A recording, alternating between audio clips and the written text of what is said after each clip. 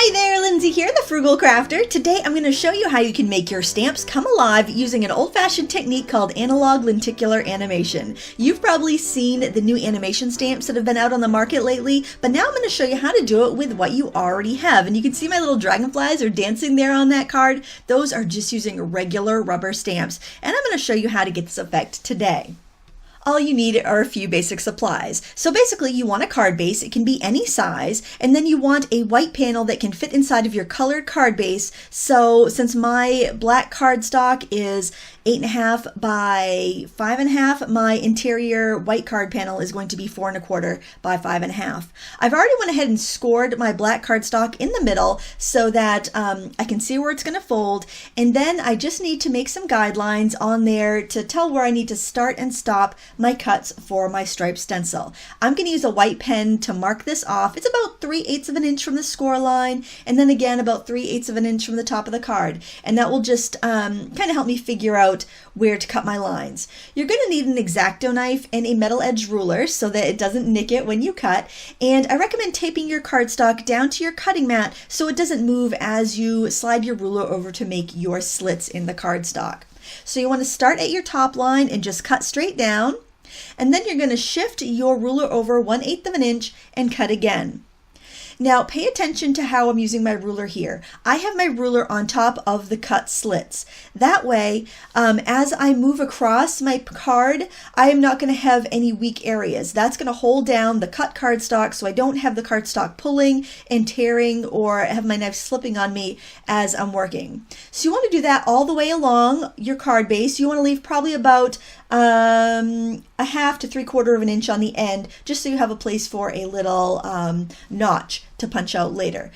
Carry on making your slits across, but when you're done making those slits, what you're going to do is you're going to cut every other one free so that you end up with kind of like a stencil of stripes. Okay, so you just do that all the way across, and when you're done, you're going to have a piece of cardstock that looks like this. So I've already cut my grid there, or my stencil rather, and this is what's going to make the animation happen. This is also going to be our mask. So you want to make sure that you're not using a cardstock that's too terribly thick. Go with your lighter weight cardstocks just because it's going to make the stamping section a little easier. So you want to put your white cardstock underneath, and you want to tape them together. So I have the white cardstock just out a hair from the black, and I need to make sure that my sides and edges are parallel because we need our stripes to line up with our stamping for the animation to work. So I'm going to use a couple dragonfly stamps here, the same ones I used in my demo card that I showed you at the beginning that I did in the pink, and you're going to want an ink pad to match the color of your cardstock. And I also recommend you have a marker the same color. So I'm just using black for everything here.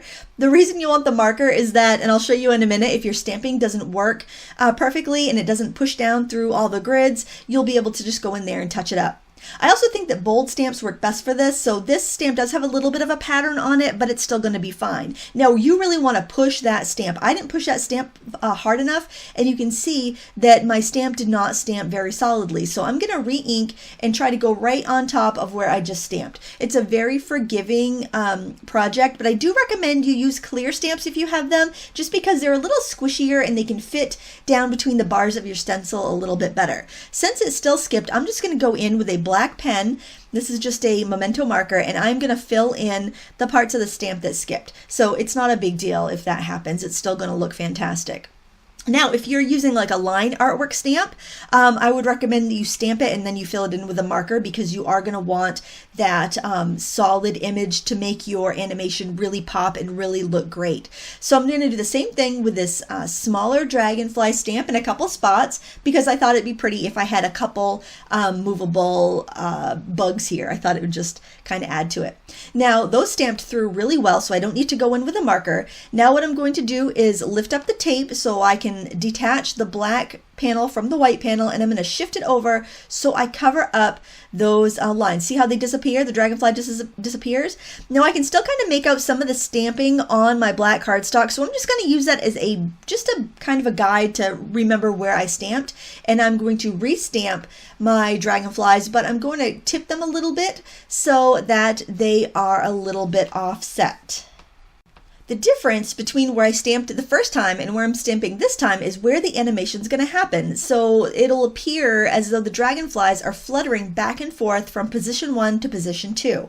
Okay, so, and it'll see in a second how the stamping actually looks on the back sheet. It's kind of cool. It just looks like a gibberish of stripes.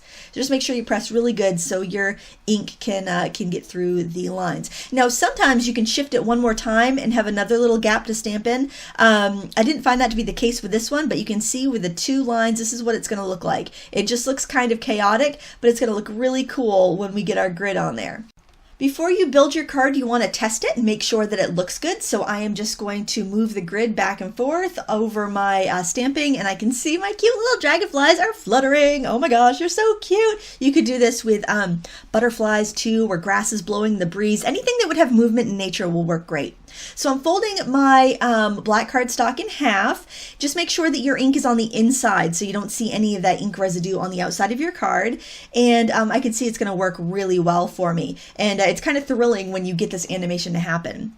So I'm using a circle punch to punch a notch in the card base while it's folded, and this will give me a place where I can grab the cardstock and pull it in and out. So it'll also make it really clear what it's for. If you give the card to somebody, they can kind of know to pull on that and they'll see the movement.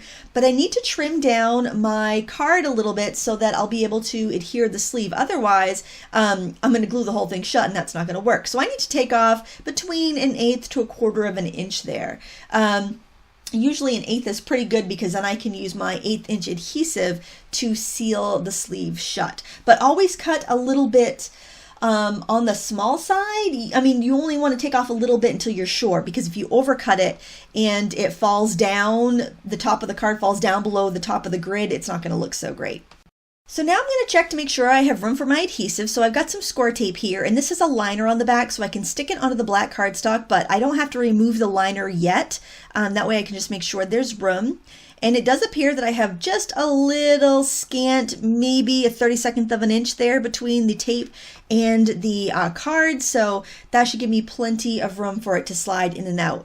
If you find that when you get it together and you're trying to move the card, if it doesn't want to move very well, you can always just trim a sliver off of that card until it wants to move easily. I suppose you could even use some wax paper and rub the back of the cardstock with that if you feel like it still doesn't want to glide. But you can see there I've got a wonderful animation. And now all you have to do is decorate your card and you're good to go. If you enjoyed this video, please give me a thumbs up and share it with your crafty friends. I will link in the video description to animation stamps. If you don't want to do the work, you just want a kit that will work for you, we'll have that, and I'll also link to the other projects that I used. And here you can see on some of these dragonflies I was able to get 3 stampings, and so I get kind of 3 movements in there. But in any event, I think it's really fun and cute and a great way to maximize the use of your stamps without having to buy something new. Thank you so much for watching. Again, please give me a thumbs up, and until next time, happy crafting!